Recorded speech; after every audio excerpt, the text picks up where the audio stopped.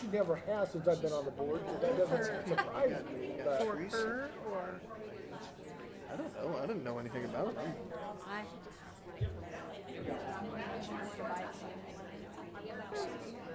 Robert's in the hospital with her thing. We got several teachers out going through things. Teachers. It's kind of a crazy time of year. There's all sorts of stuff going on. yeah, I don't know.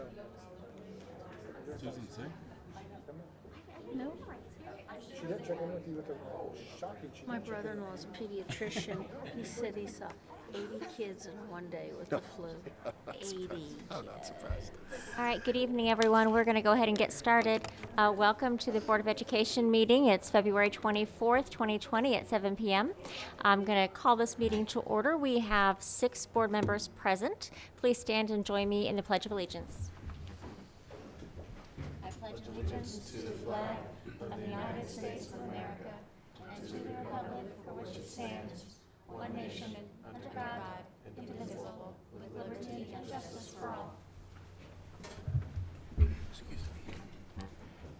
Is there a motion to approve tonight's agenda? So move. Second. All in favor, raise your right hand. Passes 6-0. We have only one item on the consent agenda, and that's an American Eagle grant.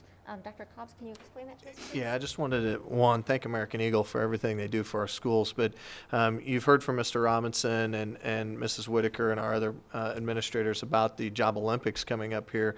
Mrs. Fanning put together a grant process with American Eagle, and they have covered $3,600 of the cost for us to do the Job Olympics for our students with special needs. And this is a huge deal for us, and we want to thank American Eagle, thank Mrs. Fanning for all the work that she did to put this together. We wouldn't have been able to do it without her. But certainly this allows us to do some great things for our kids here in our district. And what's the date for Job Olympics? I forgot. 17th, April 17th. Okay, thank you. Is there a motion to approve the consent agenda? So moved. Second. All in favor, raise your right hand. That passes 6-0. We do not have any comments from the public tonight. But we are pleased to see the students that are here. Welcome, everyone. We are down to section 5, which is the preschool curriculum. Mrs. Bybee and some of the other staff will be presenting updates on the preschool curriculum. Yeah, so actually I'm going to turn this over to Shannon Fanning because she has pretty much taken the charge of this, and I so appreciate her leadership with working with our preschool teachers. So Mrs. Fanning and the preschool teachers will present to you, and then I will come back and finish up with our recommendation. Well, and I'm going to pretty quickly turn it over to them to talk for a little bit. But we have really worked through a curriculum adoption since the beginning of the school year. And so I'm going to let them kind of tell you the process that we've gone through, and then I'll come back to you at the end and explain our future work, and we'll look at cost. So let me introduce to you our preschool teachers if you've not met them. This is Ashley Gillespie. She works at Garfield. Taylor Henry Rodriguez. She works at Sunflower. And Ann Smith from Lincoln. And I'm going to turn it over to Ashley for a few minutes. Okay, now I got to figure out the clicker. So the first slide is going to kind of walk you over all the work that we've done for the first semester. The first thing we started with is we all kind of sat down and realized that we hadn't really been trained in our curriculum. We were kind of given all the materials and said, here you go, back when we got it about 6 years ago. So our first step was, let's get trained. Let's have someone come in and talk to us and explain their reasoning behind everything and how they kind of envisioned that the curriculum gets implemented in a classroom. So we had them do that. We made adjustments to our program, and then we started to work on our essential standards in preschool to kind of go along with what the rest of the district is. In October, we kind of went over the assessment that comes with our curriculum. It's called GOLD. They showed us how to collect our data, where to put it in at, and give us all the more fidelity in that to make sure we're doing it accurately. Past that point, we started pulling out our 4-year-old standards and tying them into the different units that we have with our curriculum to make sure that all of our standards are being met through our curriculum to make sure, are there too many that we're not meeting through this curriculum that we need to look elsewhere, or are we getting them all met that way? So we started work on that. In November and December, you'll see links. We did it with our 4-year-old and our 3-year-old standards. So there are links in there if you want to later go in and look and see where we put those in. They are identified through that way. So that took us through December, just looking at all of our standards, making sure we're having everything covered. In January, we started going through the consumer report for all the different preschool curriculums that we could find. Creative curriculum is still one of the most highly ranked curriculums that there is. When we started using it the way that they had intended, we realized that we do really like it. We do like the way that they're expecting us to do it, and we were getting what we wanted out of it. So we decided that we do want to continue using this curriculum, especially now that we knew kind of how we were supposed to be using it. So we went through a webinar with a sales rep, looking at the different materials, getting the price quotes and things like that. And then in February, we started looking at our goal data and seeing how all of that information we were getting through that data collection is developing. We started talking about our IPS, which is part of our strategic plan. How are we going to put plans of study together with families and students and moving forward? And then we're going to make our decision and bring our quotes over to you, which is what we're doing tonight. Any questions about that part of it? Okay. So these were the areas that received the highest possible ratings in the different categories when we were going through the consumer reports. All of these areas had the highest rating. When we looked at all of the different curriculums, creative curriculum had the largest quantity of ratings in the highest possible categories compared to all the other ones. There were a lot of that had a lot of other high ratings in these areas. Creative curriculum had the most. And those are all the different areas that we outlined there. These are the materials that we would get with the 6th edition. Right now we have the 5th edition. We would get some more units to cover with our classrooms, such as tubes and tunnels, sand, simple machines, a lot of those things that tie really well into STEM, which is one of the things that we've really been exploring in preschool. We would also get a parent support resource called Ready Rosie that we could send out to parents so that they could be learning right along with us and gathering new skills. And we would also get 2 days of professional development built in with the quotes that you'll see later today. Is that my last one? Yep, that one's yours. There you go. The last slide is just explaining kind of what our next steps are. And we know that in the past, they have not received the proper training that they should have when they got the materials, and we don't want to make that mistake again.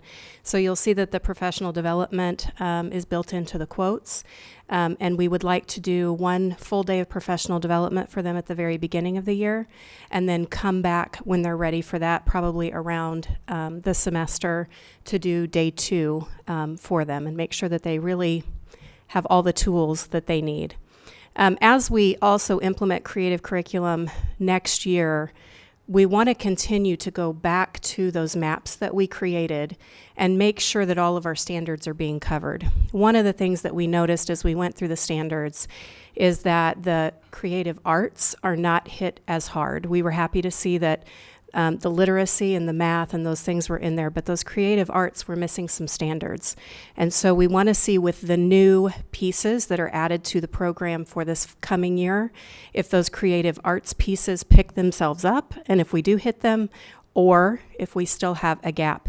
One of the nice things about creative curriculum is the extra units of study are very inexpensive. And so we looked ahead to see if at some point we do need to go back and supplement after we do a study next year. The units are only like $99. They're very inexpensive. And so we will continue to analyze the curriculum as we go through it next year for both the 3-year-old and the 4-year-old standards to make sure that we're fitting all of those components in. The other thing is gold. When we did the webinar this year, that piece of it in terms of data collection was fairly new for us. The teachers have a nice new feature where they can use their iPad in an app through creative curriculum called Teaching Strategies, and they can take pictures of the data being collected in their classroom. So if they have a group of children working on a project, they can snap a picture of that and slide that piece of data into the student's digital portfolio. And so we also want to continue to refine that and make sure that we're gathering the data that we should. One of the other things that we really want to do next year, the quote that you'll see that Amy has is added for our extra section of pre-K that Brandy Irby will be teaching next year. When we added that extra section, we went ahead and included that in the price quotes. The nice thing about purchasing this year is our preschool that's at the high school, the students develop the lessons. However, they don't have a lot of resources to pull from. So we're going to take the best of what we have from edition 5, our old edition, and pass those materials over to the high school pre-K so they have some resources. Just something additional for them in case their high school students need something to pull from.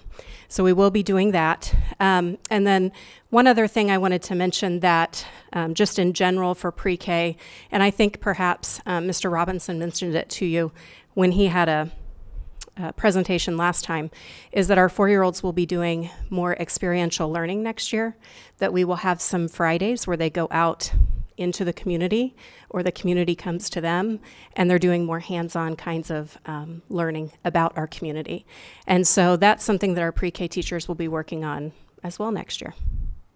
Before I turn it over to Amy for price quotes, are there any questions out there that either I or the pre-K teachers can answer for you? The last part, when you were talking about pulling some of the 5th grade stuff, why wouldn't we just try to get the 6th or the 5th edition? Why wouldn't we try to just get 6th edition so that way all 4 pre-Ks are on the same thing, so when they hit kindergarten? And the second part of my question on that would be, how would this curriculum help bridge with what our kindergarten teachers are teaching, and how well does you see that it goes hand in hand? Great questions. So for one, we have 4 USD 290 pre-Ks plus our one at the high school through CTEC. And so the reason that we're passing the 5th editions to them rather than purchase a new one is the 6th edition, the new one that we're getting, has the previous, I think it's 5 studies, could be 6, plus 5 more. It is a lot of curriculum, and it gives our pre-K teachers a lot of options for teaching. As an example, if they have a 3-year-old 1 year, and that same 3-year-old now comes back as a 4-year-old, they might have them 2 years. Now they can start rotating out some units and maybe not repeating some of the same units. That's fairly unlikely to happen at the high school. Reason 2 is that the high school has a very short amount of time that they have students. I couldn't quote you their hours for sure, but it's about half in terms of just the time that they have within a day to teach them, as well as they're only 3 days a week, I believe. Is that correct? I think so. So their time frame and the amount of resources that they need is so much smaller. And the 5th edition is still a really excellent current edition. The 5th edition gives us more options. Does that make sense? Yeah, I was Does just that answer asking your for question? continuity Yeah. of having everybody. So see they the will same. still have some of the same units. Yes. In terms of kindergarten, one of the things that we have started doing just in the last 2 months or so is really digging into that gold data a little bit further. So pulling out the reports and looking digitally at the data that we have on our preschoolers. And what I've started doing is pulling out what would we be looking for in the first semester of kindergarten? What skills do they need? And so I've started pulling those out of gold and looking specifically at those indicators. And starting in the next 2 weeks, I'm setting up meetings with our pre-K teachers to look at those and talk about how are we ensuring that those particular standards are being met so they're ready when they enter kindergarten. Does that answer your question? Shanda, did you have something? You answered it. Okay. I have a question. Yes, Mr. Winger? We've talked in the past, not just preschool, but in general, about co-oping with the community and even in the preschool arena. And they very well may not want any of our information, but is there any part of this that we could share with other preschools that would benefit if they so chose? Let me find that information out for you. I don't have an answer for you, but I will find out. One of the things I do want to do, if it's feasible, is those editions that we have a lot of books in them, a nice library. I was approached by our middle school life skills teacher. She's new this year, Billy Jo Bentley, who said, look, I really don't have a very good classroom set. I would really like just more books for my life skills students to read. And the books that are at Ottawa Middle School are too difficult for her students. So if it's feasible to repurpose those books and give those to life skills, now the curriculum itself, we might be able to utilize in a different way. I will find that out. I was Great just question. thinking if there was preschools that were looking, if it segues into our kindergarten, any way to help them, we should partner with them. Thank you for that. I'll find out. Any other questions?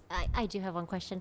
When we hear about experiential learning and curriculum and standards, we kind of tend to think strict academics, but we know play is so important for these kiddos, and I'm assuming that all of this is being taught within the construct of play and socialization. Can you expand a little bit on Yeah, that? especially the experiential learning part. We sat down and brainstormed 2 weeks ago, I think, with the pre-K teachers to just say, okay, let's, sky's the limit. What could we do on these days? Some of those days were contacting ORC and seeing if we could use the imagination playground as an example, and going to ORC and playing and building with those pieces. We've talked about inviting in service members. They do a clothing unit, and so it could be inviting firefighters or police officers in and let them try on their gear and things like that. So lots of those things that, while they, yes, are academic based, they very much relate to play and imagination and all sorts of things. So we've got a very long list of brainstormed ideas and nothing final put into play yet. Thank you. Okay, I'll turn it over to Amy. So the quotes that were put together, what you will see is that the quote that has, that's basically the curriculum, is lists the Creative Curriculum Deluxe Edition, the Coaching to Fidelity. That would be a piece that Mrs. Fanning or Mr. Robinson or myself would be able to use as a coaching possibility to be able to work with teachers to make sure just to kind of help them to increase their capacity of their instruction with this curriculum. The digital curriculum resources are those resources that they can use for their curriculum, for their instruction. And all of that comes to $15,726.80. And then the second quote is the Ready Rosie Classroom Resources. That is this one that you brought up, I can speak to. Sorry, you're trying to find which one. So this one is the professional development for a full day of professional development, but then also the other piece, which is teaching intentionally, would be actually professional development where they're actually able to have someone come in and work with them within their classroom. So that total is $6,765. And that quote for professional development is pretty average of what professional developments cost. And I think that teaching with intentionality is super important for them, not to just have the one day, but to be able to have a follow-up with professional development. And then the Ready Rosie Classroom Resources, that's the piece that is for parents, for that parent engagement, which is, again, super important. I'm so excited that we are actually having that we've had this focus on pre-K, because that early learning is so important. So it's really important as a district that we are putting this focus on our early learners to be able to help hopefully help develop those kiddos before they get into kindergarten, but we can't do it alone. Our parents are so important to be able to be in partnership with helping our kids in preschool to be able to develop those readiness skills. And honestly, it's just we need to be able to help our parents understand what they can do. So this would be a really valuable resource too, which is $1,750. The fourth one that was attached, this gold, really this is not part of what we would want approved, because this is something we already have in place. This is part of the assessments that they already use. This is a reoccurring cost, so that really wouldn't be part of the vote. Does that make sense? Okay. So the total of those other three quotes is $24,241.80, and I would make a recommendation that we would like to see this purchase for our preschool. And just so the board knows that this is your introduction to this curriculum, it will be up for vote on March 9th. Any questions? This 6th edition, it just came out, or is it ready to, like, we will No, not this one- have any lull on Right. delivery? No, it's not like how our reading was. Okay, I'm just Yes. Yeah. making And sure if we say go, that it Right. is ready for us at the beginning of the school year. yes, and we will look to get the professional development scheduled too, so that it can happen when it's. All right, I just Yeah. wanted to make Nope. sure. Totally understand. Great question. How many preschool students do we have? Oh gosh, I don't know the answer. Mr. Robinson would know that. How many preschool students? Right now, looking at next year, we've got 74 4-year-olds and 41 or 42 3-year-olds. 74 4-year-olds is the highest we've had at this point in the year. And that, we're still, a month and a half out from Roundup. And I anticipate that when we hit Roundup, we'll see others come in at that point. So we're going to see pretty high 4-year-old numbers, which is good with the funding mechanism changing too. It'll help us to do even more. Okay. Now, to clarify too, the Ready Rosie Classroom Resources does include Haley Waymeyer, so her preschool at C-Tech will also have that. I would like to add one thing. I'm excited to see that we're doing and adding on to this, because I feel we're only going to see these dividends pay twofold when we start seeing these kids hit kindergarten and then 2nd grade and just keep going. By the time they hit elementary, the proof is going to be in the pudding and the test scores, because we're getting ahead of the game. Any other questions? Okay, thank you. Thank you so much, and thank you for all the teachers for coming out too and speaking with us tonight. We appreciate it. All right, up next, we have Mr. Greg Varnberg, who's going to present our board refinancing options, and we will be taking some action on this tonight. Good evening, everyone. Greg Varnberg with Raymond James. First of all, thank you for giving me the opportunity to help with the bond refinancing. Obviously, I've worked with the district for a number of years and really appreciate the opportunity to continue helping you. Had a chance to give an update to Mrs. George earlier today, and we had kind of some exciting news to share this evening, and I made the comment that timing is everything, and it's nice when the timing appears to be almost perfect timing. When you look back at this refinancing, it's one that we saw a drop in interest rates throughout 2019, hit the lowest point in August last year, and the 10-year Treasury hit 1.44% at that point in time.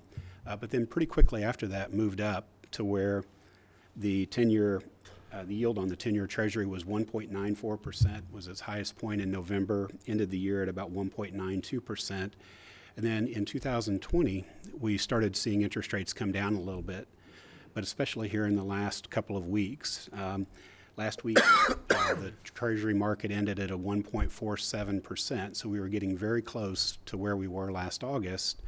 But then today was even more surprising. We saw a very dramatic drop. We went down another 10 basis points to 1.37%. That's a pretty big move even for a month, but to see that occur in just one day is really surprising. And the stock market, if some of you may have heard the news, the stock market had a pretty rough day today. It was down a little over 1,000 points, and a lot of that was driven by the fears of the coronavirus impacting the global economy, money coming out of the stock market into the bond market, and help push the interest rates lower. While that's not great news for the global economy or stock market investors, it does help you when you're refinancing your bonds. And to be at just 5 basis points away from the all-time record low on that 10-year Treasury, 1.32%, and we ended today at 1.37. It really does feel like it's perfect timing for your refinancing. The resolution that's presented this evening, I may have touched on this when I met with you a couple of meetings ago briefly, but the first step from the board's perspective is to give us permission through the adoption of what we call an authorizing resolution to start working on the refinancing, work with your bond counsel, QTech Rock, to draft legal documents for you to be considered when we have the refinancing completed. And that authorizing resolution gives us permission to start that process. But you may have noticed in the authorizing resolution, we've kept open 2 options for selling the refunding bonds. One is a more traditional public offering where we get a bond rating and prepare a prospectus or an official statement and then send that out to investors and schedule a sale date to sell the bonds. That's a very common approach. The other approach that has grown in popularity since 2017 is a direct placement of the refunding bonds. And the reason the direct placement option is becoming very popular is that in 2017, the Tax Cut and Jobs Act eliminated a refinancing technique, what we refer to as a tax-exempt advance refunding issue. And this convertible structure that has been given the nickname a Cinderella refunding allows us to still take advantage of tax-exempt rates. The interest rate initially would be taxable until we get to the date on which the old bonds or the bonds we're refinancing are paid off. Then it drops to a predetermined lower tax-exempt interest rate. We want to be able to explore both of those dual track to see which one will give the most savings. And there's benefits and disadvantages to each option, but this authorizing resolution allows us to start moving forward pretty quickly to explore those and then come back to you as quick as possible with a recommendation and hopefully even final savings. I included in the board packet a calendar of events, and it shows that the consideration of the authorizing resolution this evening. If I have the meeting dates correct, I think your next board meeting is March 9th. We were showing that may be a little early if we were doing the public offering approach. We might have to wait on getting the bond rating assigned, and that may push us later into March at the March 23rd board meeting. But if that direct placement option appears to be the favorable approach, we may actually be in a position to bring that back to you with final results at your first meeting in March. Again, the action tonight doesn't obligate you to accept the results of the refinancing and just gives us permission to put something together to bring back to you for formal consideration. So wanted to be here tonight to give you the good news on the interest rates and answer any questions you might have about the process. Any questions? Excited. It's very exciting. This is exciting. Thank you. It's beyond exciting, Greg. This is really, really, really exciting. Well, that makes me feel good. For a finance guy, it's clearly exciting, but to hear you say that too, it really is a nice opportunity. And when you look back, there were a couple of windows during the last 6 months where you look at it and say, okay, it's a decent level of savings. Maybe we ought to grab this opportunity, but really could be lining up well for the district. Great. Is there a motion to approve authority for Raymond James to investigate the refinance solution? Second. All in favor, raise your right hand. That passes 7-0. Thank you again. Thank you, Greg. We'll be in touch. Good luck. All right, up next, Mr. Grill has a quote for additional Chromebook license purchase.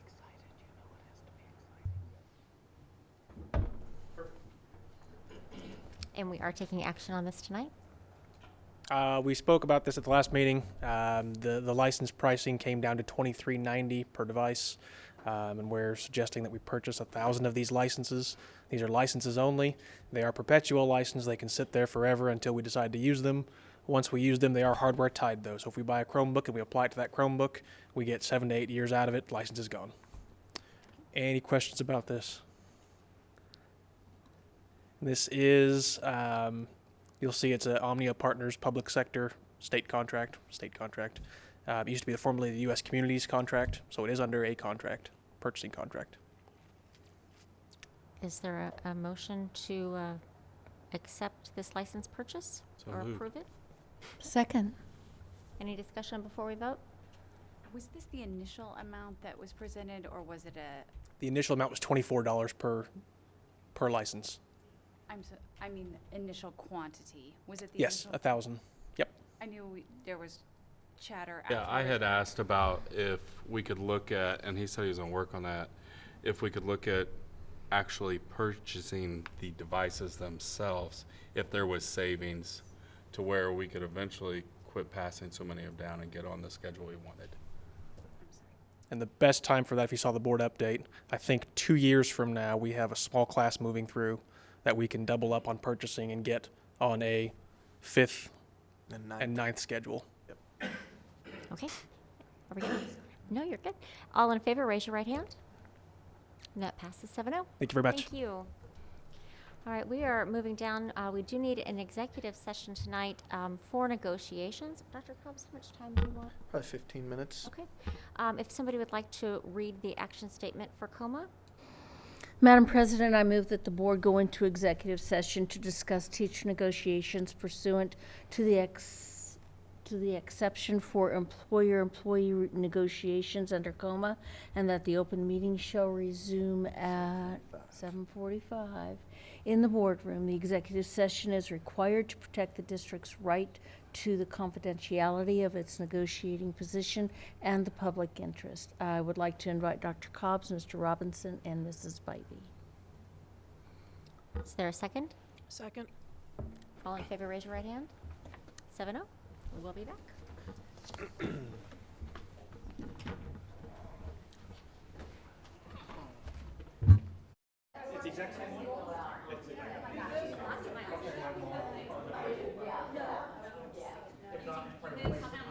And we are down to 4.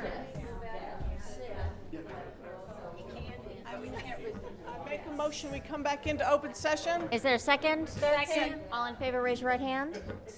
We have come back into open session, but we do need additional time. So if somebody would please read the recommended action to go back into COMA, Again? please. Oh, goodness. I move that the board go into executive session to discuss teacher negotiations pursuant to the exception for employer-employee negotiations under COMA, and that the open meeting shall resume at, 10 minutes. what, 10 minutes? Okay, 8:55. 55. 7:55, okay. In the boardroom, the executive session is required to protect the district's right to the confidentiality of its negotiating position and the public interest. We will like to invite Dr. Cobbs, Mr. Robinson, and Mrs. Bybee. Is there a second? Second. All in favor, raise your right hand. All right, passes 7-0.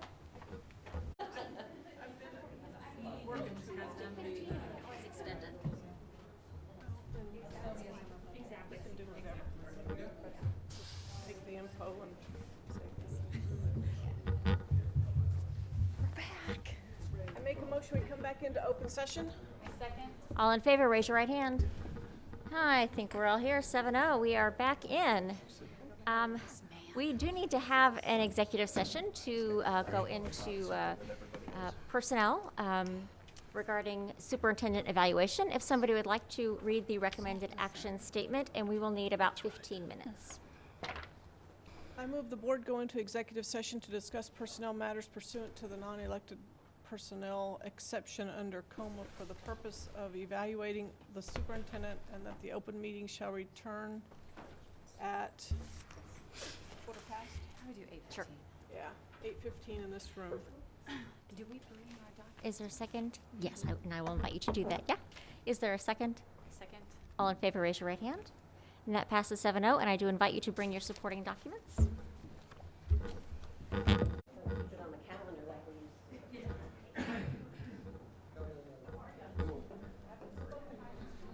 Would somebody like to move that we go back into regular session? So move. Is there a second? Second. All in favor, raise your right hand. That passes 7-0. We do need to go back into executive session for an additional 20 minutes. If somebody would like to read the action statement again, please. Who read it the first guess- time?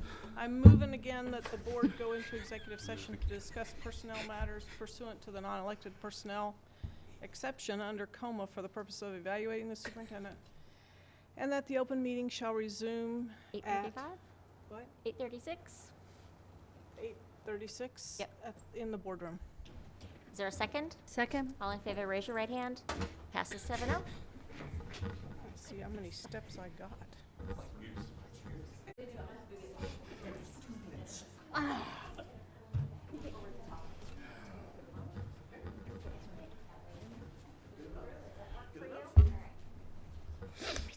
April 17th.